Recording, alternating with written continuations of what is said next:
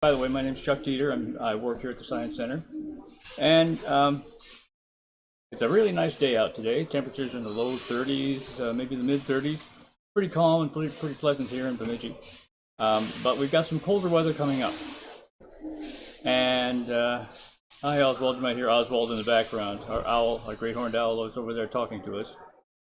But I wanted to just make it a really brief presentation today, talking about a subject that is, well, it's kind of important this time of year. Frostbite. Now, frostbite is fairly rare. If you look at the statistics about, hospital statistics about how many people are treated with frostbite and compare those to the population of the United States and the population of other countries, most people never really have to deal with frostbite. They don't get frostbite. It's pretty plain that you need to cover yourself, cover up your skin when it's cold out. It's pretty plain how to prevent frostbite. But sometimes, depending upon what you're doing, depending upon where you are, depending upon the conditions, and depending upon what you are required to do at any particular time, frostbite can sneak up on you. I've had a little bit of superficial frostbite. For example, when I was skiing, somebody stopped me one time and said, "You got frostbite on your face." And I was very happy that somebody did that, because frostbite can be very serious. Now, some people have well, I've heard some people say that they must have frostbite because their skin is red, or because they feel very, very cold, or some part of their body is feeling very chilled. And that may be, they may be developing frostbite, but frostbite really starts to get serious. Something you need to worry about when your skin turns as white as this. Can you see this close up? As white as this. Hey, that's a good zoom on the camera. As white as this part of this little model right here. That's when frostbite starts to get serious. And I have this model here for a reason. I'm going to talk about this in a minute. Frostbite can do some serious damage. I was going to include some pictures of people that had, well, cases of frostbite, but they were so scary and so ugly and so horrible looking that I didn't want to put them on camera. Frostbite can be very, very bad, and can lead to death. Can lead to people losing fingers, toes, hands. I just was looking at a couple of cases of patients with frostbite on their face, their nose, and they lost their nose. They lost ears. It can be very serious. So what is frostbite?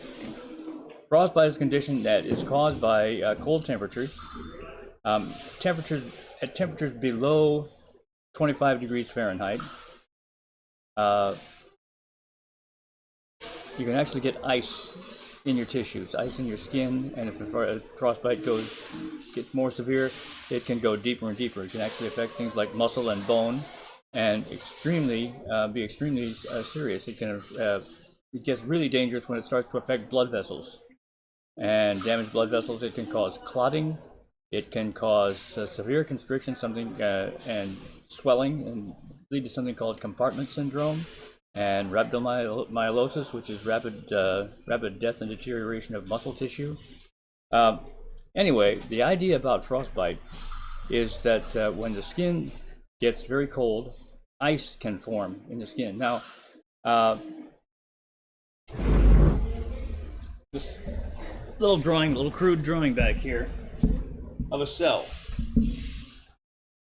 Now, one thing, is it getting on camera? I can't see it very well here. You can see it there? Okay, good. The idea is that all living things are made up of cells.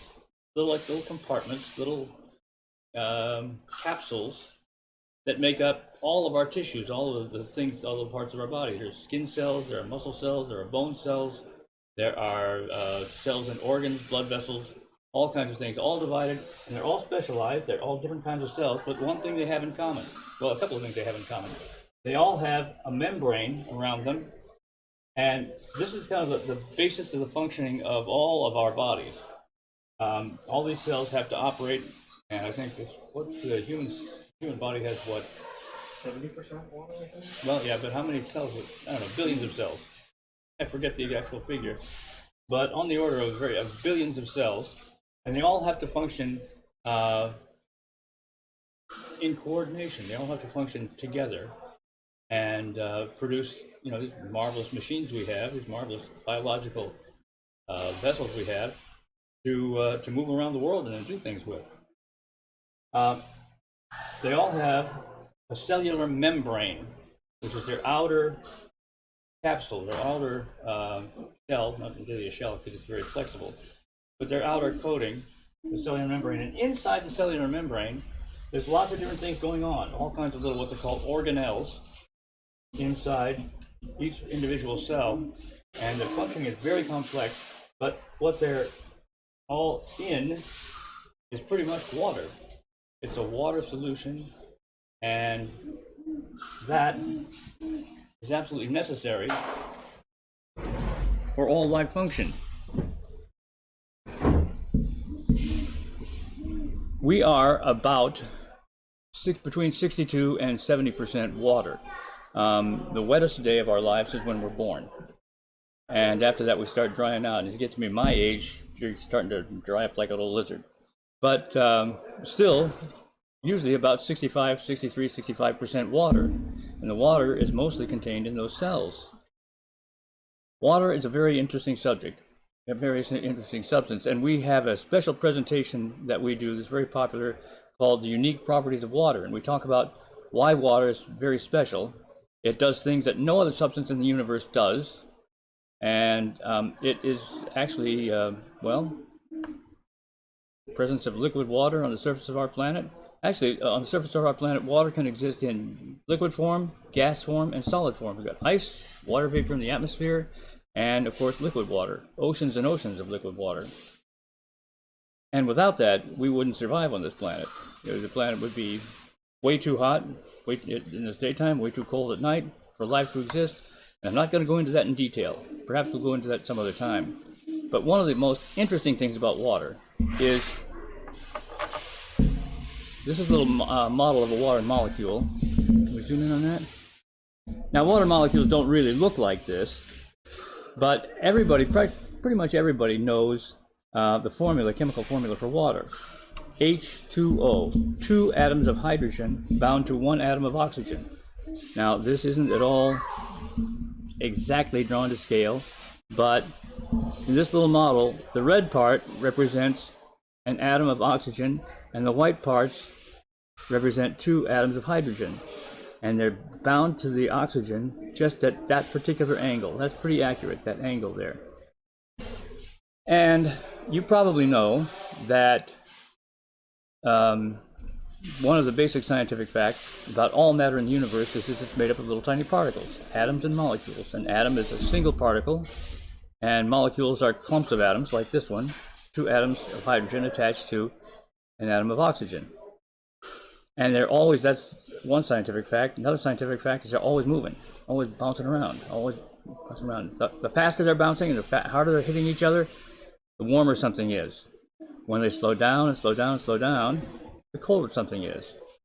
Cold, you could actually say cold means slower moving particles, and warm means faster moving particles. When most substances cool down, their particles just get closer, because they're not moving faster and they're not hitting each other so hard, the particles just get closer and closer and closer together. So if you have a lot of water molecules, and they're, say, 70 degrees Fahrenheit, and they're bouncing around, you can probably tell these are magnetized because they stick together. They're bouncing around like this, and as you slow them down, they get cooler and cooler, they get closer and closer and closer and closer together. And for most substances, they just continue to get closer and closer together the colder it gets. The slower they move, the closer and closer they get. But because of the arrangement of hydrogens attached to oxygen at that particular angle, water molecules do a very interesting thing. They get down to about 34 degrees Fahrenheit, and that's about the closest they get at that temperature. And then when they start to get cooler and get down to the freezing point of water, 32 degrees Fahrenheit, the hydrogens start to stick to the oxygens in a certain way. When ice forms, you probably have seen ice crystals on a window or maybe you've captured snowflakes and seen that they've got a very definite geometric structure. That's because water molecules bind together in certain ways, and they form hexagonal structures. Instead of mashing all together, when they slow down enough to become a solid and attach to each other as a solid, they form a crystalline structure that has more room in it. It actually contracts and contracts and contracts until it freezes, and then it expands. It's a little bigger. That's why ice floats. Because liquid water adjacent to ice is colder and denser than the frozen water. Now, in the case of frostbite, the important thing with this is that there are spaces between the molecules. Can you see all those spaces in there? Yeah. Could you zoom in on that a little bit? Can you see there's spaces in between the molecules, and so ice takes up more space than, say, one gram of ice takes up more space than 1 gram of liquid water. Now, how does this apply to frostbite? The point is that if your skin gets cold enough for the water in the cells to freeze, can we zoom in a little? Ooh. Yeah. The skin gets cold enough for the water in your cells to freeze. The water in the cells expands.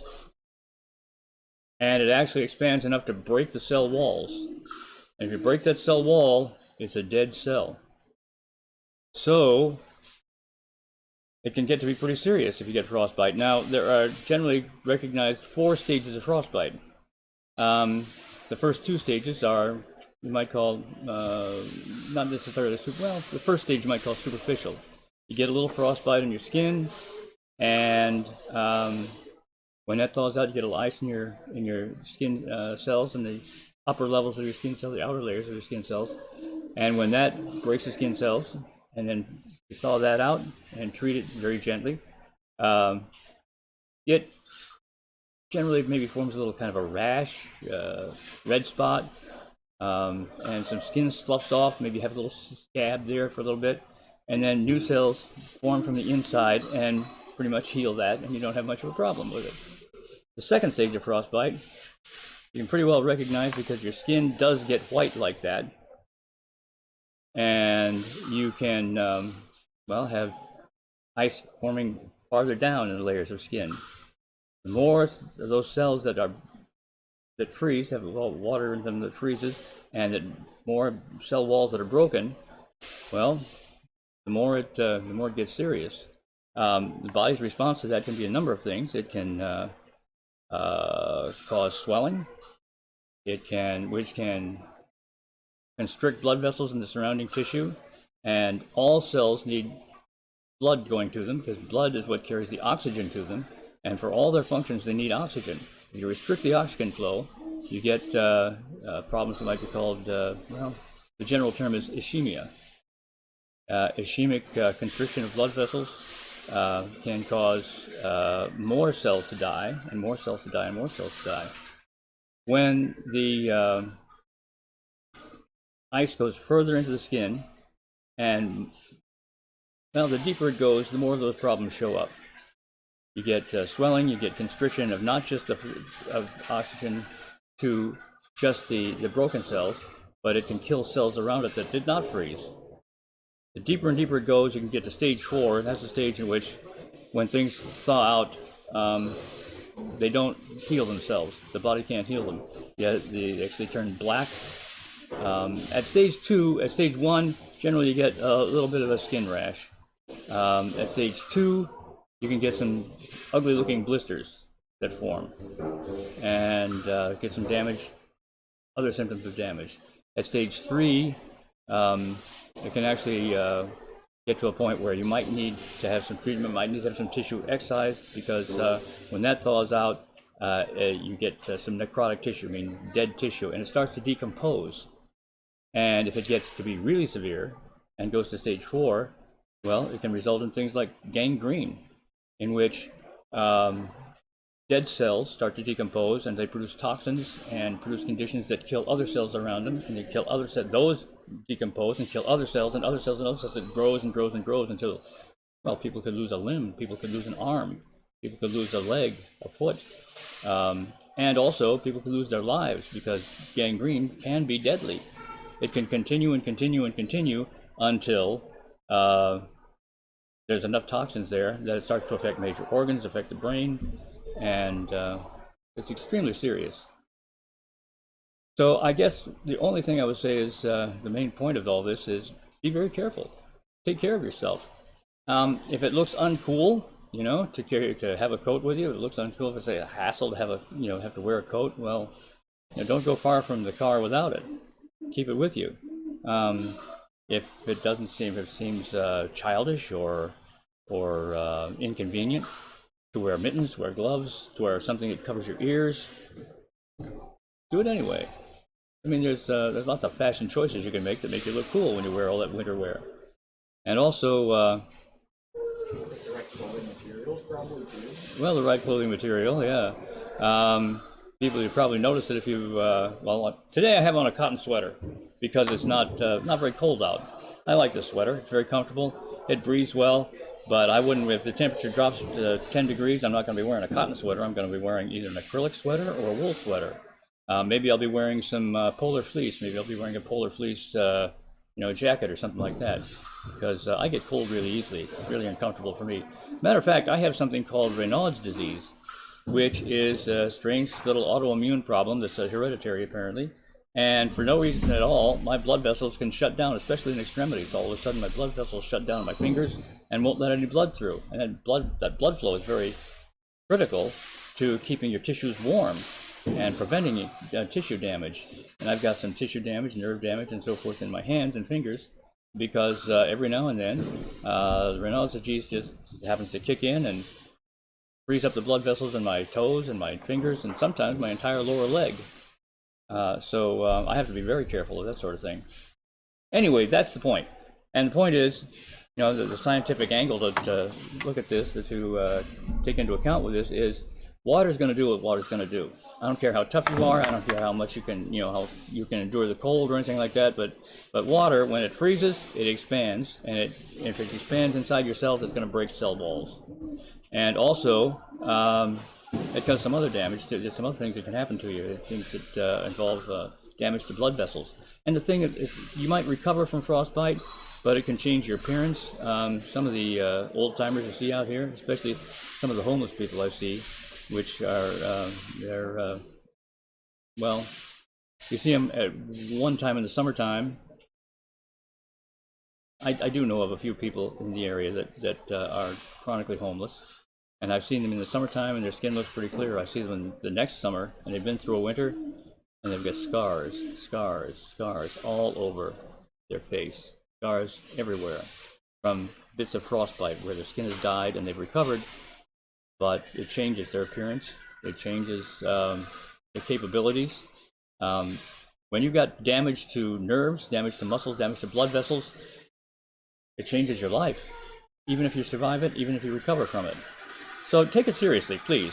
Take it seriously, and you kind of don't like the idea of wearing gloves, wearing mittens, wearing hats or something. Shop around a little bit, find something that looks good, and there's all kinds of options out there. Or they're getting some high-tech options out there now for clothing that can keep you warm, be light, be convenient, and actually kind of fun to wear. So pay attention, please, and just take into account that although water is a wonderful substance, you have to consider its unique properties and maybe do compensate with your behavior. Anyway, that's enough talk for now, and thanks for tuning in.